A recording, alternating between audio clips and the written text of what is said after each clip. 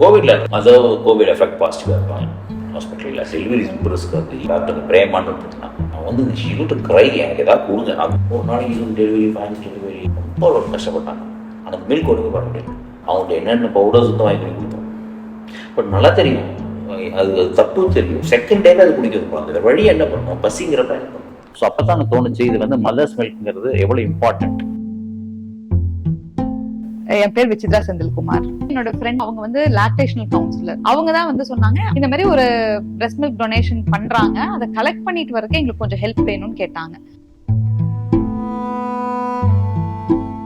இந்த mothers milk கலெக்ஷன்ங்கிறது process வந்து 2020-21 start பண்ணோம். இதில் என்ன ஒரு சேலஞ்சுனா, ஒரு டோனர் மதர் கொஞ்ச நாளைக்கு தான் டோனர் மதராக இருப்பாங்க. அதுக்கப்புறம் அவங்களுக்கு பால் சுரத்துக்கு கம்மியாக இருந்தால் இல்லைன்னா அவங்க விட்டுருவாங்க. அது குழந்தைகள் பெருசாயிரும். ஸோ மறுபடியும் புதுசாக வேற மதர் டோனர் பிடிக்கணும். ஸோ டிமாண்ட் ஜாஸ்தி இருக்கு, சப்ளை கம்மியாக இருக்கு. சரி, அந்த அளவுக்கு மில்க் சப்ளை இருக்குமான்னு எனக்கு ஒரு கொஷின் இருந்தது எனக்குள்ள. பட் பரவாயில்ல, இருந்துச்சு. நம்ம கொஞ்சம் கொஞ்சமா அந்த 20 ml 40 ml கொஞ்சம் கொஞ்சமா அப்பப்போ கிடைக்கிறத சேர்த்து வச்சாலே நல்லாவே சேர்க்க முடியுது. வேஸ்ட் பண்ணாம கரெக்டா பண்ணோம் அப்படின்னா நல்லா டொனேட் பண்ண முடியும். அவளுக்கு இப்ப 3 months ஆகுது. பாப்பா பேர் வர்ணிகா. விசித்ராக்காவும் நானும் ஃபேமிலி ஃப்ரெண்ட்ஸ். ஸோ அவங்க மூலியமா தான் எனக்கு இந்த பிரஸ்ட் மில்க் டொனேஷன் ஒன்று இருக்குங்கிறதே வந்து தெரியும். கன்சீவ் ஆகிறதுக்கு முன்னாடி இருந்தே தெரியும்.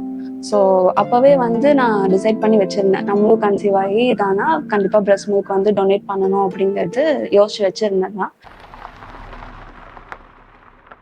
இப்போ ஈரோட்ல பாத்தீங்கன்னா நம்ம சிடி ஹால்ல வந்து எல்லா மில்க்கும் கலெக்ட் பண்ணி அங்க ப்ரிசர்வ் பண்ணிட்டு நம்ம வேற ஜிஹெச்க்கு தான் கொண்டு போய் கொடுத்துட்டு இருக்கோம். ஏன்னா நம்ம ஈரோட்ல இருக்க ஹாஸ்பிட்டல்ல மில்க் பேங்க் கிடையாது. ஸோ அங்க மில்க் பேங்க் இருந்துச்சுன்னா அங்க இருக்கிற குழந்தைங்களுக்கும் வந்து பயனடையும்.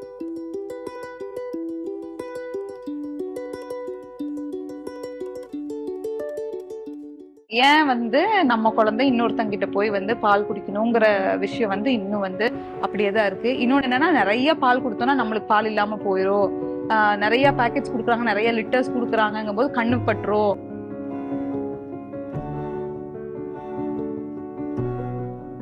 வந்து நம்ம டொனேட் பண்ணியிருக்கிற மில்க் நிக்குள்ள இருக்க பாப்பா கொடுக்கும்போது அந்த பேரண்ட்ஸோ இல்ல அவங்களோட சார்ந்தவங்களோ வந்து இது யாரோட, எந்த காஸ்ட், எந்த கம்யூனிட்டிக்காரங்களோட மில்க், நம்ம குழந்தைக்கு ஏன் கொடுக்கணும், அதுக்கு பேசாம நம்ம வந்து பால் பவுடரே கொடுத்துட்டு போயிடலாம்ல, இல்ல மாட்டு பால் கொடுக்கலாம்ல, அப்படிங்கிற விஷயங்களும் இன்னும் வந்து நம்மளோட சொசைட்டில இருக்கு.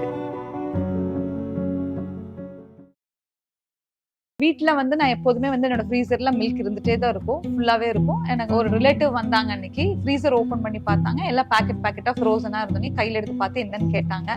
இது வந்து பிரஸ்ட் மில்க் அப்படின்னோடனே அவங்க மூஞ்சியும் மாறிடுச்சு. கையில இருக்கிறது ஏதோ தீண்டத்தகாத பொருள் மாதிரி பார்த்து அப்படியே வந்து விட ஆரம்பிச்ச மாதிரி பண்ணிட்டாங்க. இதையும் நம்ம வந்து பிரேக் பண்ணணும், அவேர்னஸ் கொடுக்கணும் கண்டிப்பா. Saving life is a duty of living. இந்த காலத்துல செவிலித்தாய் வச்சு தான் பண்ணிட்டு இருந்தாங்க. இப்போ நம்மளுக்கு வந்து ஒரு 3 ஜென்ரேஷன் முன்னாடி பார்த்தீங்கன்னா எல்லாமே நம்மளுக்கு ஜாயிண்ட் ஃபேமிலி. ஒவ்வொரு ஃபேமிலியில் எடுத்தீங்கன்னா ஒரு தாத்தா அவங்களோட அப்பால எடுத்தீங்கன்னா 4 குழந்தைங்க 5 குழந்தைங்க இருப்பாங்க. அப்போ வந்து இதே மாதிரி இஷ்யூ இருக்கிறப்போ அந்த ஜாயிண்ட் ஃபேமிலியில் குறைஞ்ச 4-5 விமன் இருப்பாங்க.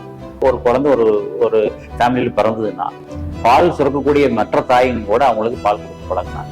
என் பேர் ரங்கம்மா. இப்போ நான் எங்க புள்ள பிறந்தப்போ ஆஸ்பத்திரியில் ஒரு குழந்தைக்கு பால் வேணும்னு கேட்டாங்க, நான் கொடுத்தேன்.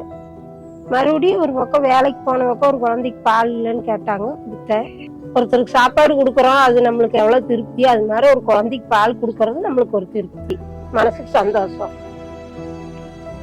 இந்த கல்ச்சர் நம்ம ஃபேமிலியில் ஏற்கனவே இருக்கு. ஸோ நம்ம இதை வந்து அதை கொண்டா ரீப்ரொடியூஸ் பண்ணணும்னா ஒரே வழி நம்மளுக்கு மில்க் பேங்க் மூலம் கொடுக்கப்பட்டு அதனோட சேவ் பண்ண தான் முடியும். இது இன்னும் நல்லதா போனோம், ஏன்னா ப்ராசஸ் பண்ணி கொடுக்குறோம், இன்னும் பெட்டரா இருக்கு. திருநெல்வேலியில வந்து ட்வின்ஸ் குழந்தை பிறந்துச்சு. இப்போ வந்து அம்மா வந்து ஒரு 1 வீக்லயே வந்து தவறிட்டாங்க.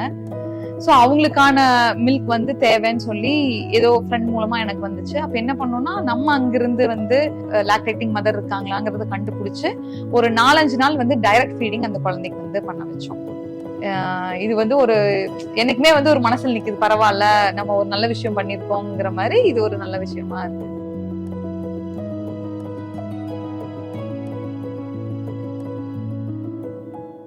அந்த மில்கெல்லாம் வந்து ப்ராப்பரா வந்து பாஸ்டரைசேஷன்லாம் பண்ணி தான் வந்து பேபிஸ்க்கு கொடுப்போம் அப்படின்னு சொல்லியிருந்தாங்க. ஸோ ஆப்வியஸ்லி அவங்க பால் நல்லா இருக்கான்னு பார்த்துட்டு தான் பேபிஸ்க்கு கொடுப்பாங்க. ஸோ எனக்கு அந்த பயம் இல்லை. கலெக்ட் பண்ண மில்கை நம்மளோட ஃப்ரீசர்ல வச்சிடறோம். நம்ம இங்க இருந்து மில்க் பேங்க் எடுத்துட்டு போய் நம்ம கொடுக்குறோம். கொடுத்துட்டு அங்கேயும் ஒரு ஃப்ரீசர் பாக்ஸ் இருக்கும், அங்க வச்சிருவாங்க. பாஸ்டரைசேஷன் என்ன பண்ணுவாங்கன்னா ஃபர்ஸ்ட் அந்த ஃப்ரோசன் மில்க் வந்து லிக்விட் பண்ணிட்டு டெஸ்ட்டுக்கு அனுப்புவாங்க. கிருமிகள் இருக்கான்னு பாக்குறோம். இல்ல அப்படிங்கும் போது நம்ம வந்து பாஸ்டரைசேஷன் பண்றாங்க. பண்ணிட்டு மறுபடியும் லேப் டெஸ்ட் பண்றாங்க. பண்ணிட்டு எதுவும் இல்லை அப்படிங்கும்போது மறுபடியும் ஃப்ரோசன் பண்ணிடுறாங்க. பண்ணிட்டு அதை வந்து கரெக்டா எடுத்து எவ்வளவு வேணுமோ ரூம் டெம்பரேச்சர் ஆனதுக்கு அப்புறம் நிக்குள்ள இருக்க பாப்பாக்கு கொடுக்குறாங்க.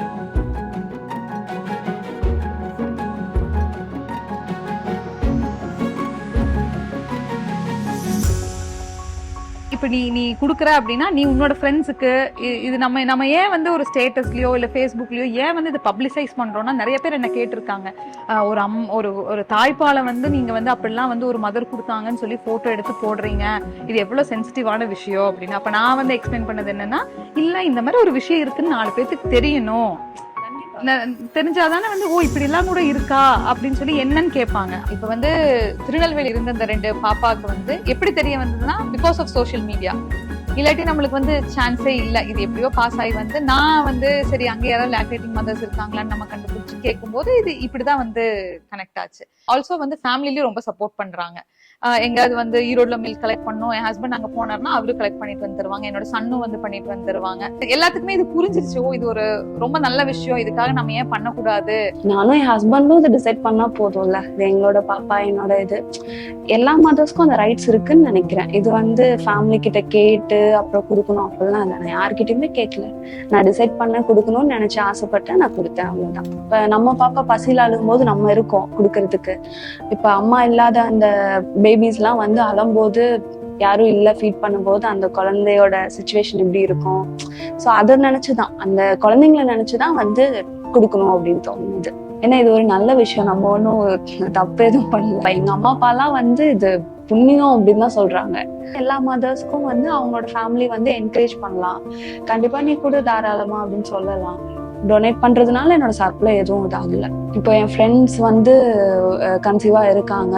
ஸோ அவங்களும் ஃபியூச்சர்ல வந்து இந்த ஆப்ஷன்லாம் நான் இப்படிலாம் இருக்கு அப்படிங்கிறது வந்து நிறைய பேருக்கு தெரியறது இல்லை ஆக்சுவலா. ஸோ இது கண்டிப்பா தெரிஞ்சவங்க மற்றவங்களுக்கு சொன்னா நல்லா இருக்கும். பிரெஸ்ட் மில்க் டொனேஷன் அவேர்னஸ் இருக்க மாதிரி நிறைய குழந்தைங்க வந்து பால் இல்லாம பசியில இருக்காங்கங்கிற ஒரு அவேர்னஸும் கொண்டு வரணும்னு நினைக்கிறேன் நான்.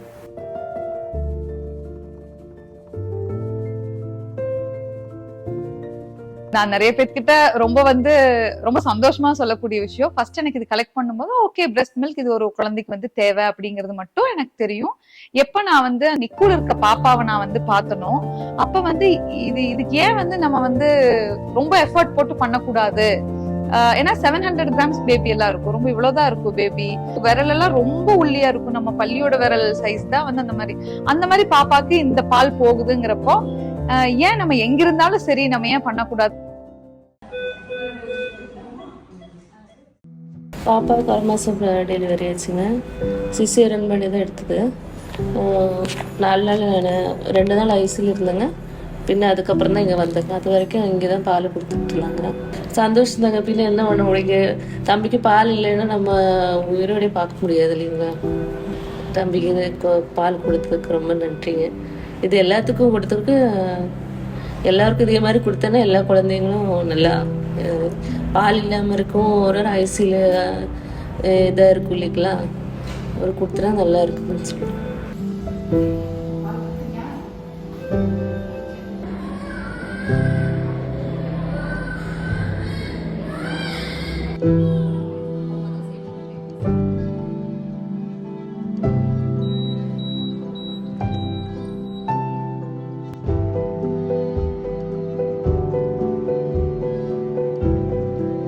திருப்பூர்ல வந்து நிறைய கைவிடப்பட்ட குழந்தைகள் இருக்காங்க, டெலிவரி ஆனோடனே விட்டுட்டு போற அம்மாக்கள் இருக்காங்க, நிறைய ரோட்ல குப்பை தொட்டியில போட்டு போற குழந்தைங்க, அந்த மாதிரி நிறைய குழந்தைகள் வந்து திருப்பூர் ஜிஹெச்ல வந்து ஒரு 6 monthsலயே வந்து ஒரு 2 ட்வின் பேபி, ஒரு பாப்பா அந்த மாதிரிலாம் வந்திருக்கு. அப்படி இருக்கும்போது நான் வந்து அங்க இருக்க சிஸ்டர்ஸ் தான் வந்து நினைப்பேன், அவங்க வந்து அவ்வளோ டேக் கேர் பண்ணிக்குவாங்க.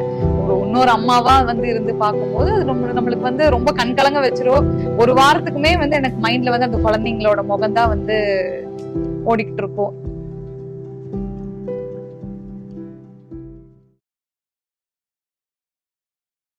கன்சீவா இருந்தாங்கன்னா அவங்க கிட்ட நான் சொல்லுவேன், இந்த மாதிரி வந்து நீங்க டெலிவரி ஆனதுக்கு அப்புறம் 2 months பாப்பா கம்மியா தான் மில்க் குடிக்கும், உங்களோட செக்ரேஷன் ஜாஸ்தி இருந்துச்சு, பாப்பாக்கு போக இருந்துச்சுன்னா நீங்க வந்து டொனேட் பண்ணலாம், அப்படி இன்ட்ரெஸ்டடா இருந்தா நீங்க எனக்கு கான்டாக்ட் பண்ணுங்க, நான் என்ன டீடைல்ஸ் சொல்றேன், பவுச்சஸும் அனுப்பி வைக்கிறேன் அப்படின்னு சொல்லுவேன். இப்ப நான் பிரஸ்ட் மில்க் கலெக்ட் பண்ணி கொடுக்க ஆரம்பிச்சிருந்து இப்ப வந்து டோனர் மதர்ஸ் ஜாஸ்தி ஆயிருக்காங்க. எனக்கு தெரிஞ்ச ஒரு இன்சிடென்ட் சொல்றேன். அவங்க வைஃப் ஃபர்ஸ்ட் டைம் கன்சீவா இருக்கும்போது இதை பத்தி அவருக்கு தெரியல. செகண்ட் குழந்தை பிறக்கும்போது இதை பத்தி அவருக்கு அவேர்னஸ் இருந்துச்சு. அவரு போய் அவங்க வைஃப் கிட்ட சொல்லி அவங்க வந்து 117 லிட்டர்ஸ் வந்து டொனேட் பண்ணிருக்காங்க. இன்னைக்கு வரைக்கும் பாத்தீங்கன்னா கிட்டத்தட்ட more than 5000 பேக்கெட்ஸ் டெலிவரி பண்ணியிருக்கோம். இப்போ ஈரோடுல வந்து ஒரு பெரிய ஹாப்பி நியூஸ், எங்களுக்கு வந்து ஈரோடுல புது GH பில்டிங் ஒன்று ஆயிருக்கு. அதுல வந்து எங்க டெப்டி டைரக்டர் ஆஃப் ஹெல்த் என்ன பண்ணிருக்காங்கன்னா தனி எக்ஸ்க்ளூசிவா ஒரு இடம் கொடுத்துருக்காங்க. என்னோட ரிக்வஸ்ட் ஒவ்வொரு ஹஸ்பண்டுக்கும், நீங்க வந்து உங்க ஒய்ஃப் டெலிவரி ஆனதுக்கு அப்புறம் உங்க ஒய்ஃபுக்கு மில்க் இருக்கிறது தகுதி நிறைய இருந்ததுன்னா உங்களுக்கே தெரியும்னா நீங்க 2 பேரும் பேசி கலந்து பேசி வந்து மில்கை கலெக்ட் பண்ணி உங்க ஃப்ரீஸ்லயே வச்சு அவங்கள சிரமப்படுத்துறத விட நீங்களே கலெக்ட் பண்ணி கொண்டாந்து எங்க மதர் மில்க் பேங்க்ல கொடுத்தீங்கன்னா அது இன்னும் சிறப்பா இருக்கும். ஆல்சோ இந்த மாதிரி முடியலனாலும் நீங்க வந்து பவுச்சஸ் வாங்கி கொடுக்கலாம், இல்ல ஃப்ரீசர் பாக்ஸ் வாங்கி கொடுக்கலாம், இல்ல யாராவது டிரான்ஸ்போர்ட்டேஷன் கேட்டாங்கன்னா அதுக்கு சப்போர்ட் பண்ணலாம். தாய்ப்பால் தானம் இருக்குது, தானம் பண்றது ரொம்ப ரொம்ப நல்லது அப்படிங்கிற விஷயத்த வந்து நீங்க தயக்கம் இல்லாம வந்து இது ஒரு சாதாரண விஷயமா வந்து பேசப்படணுங்கிறது வந்து என்னோட வேண்டுகோள்.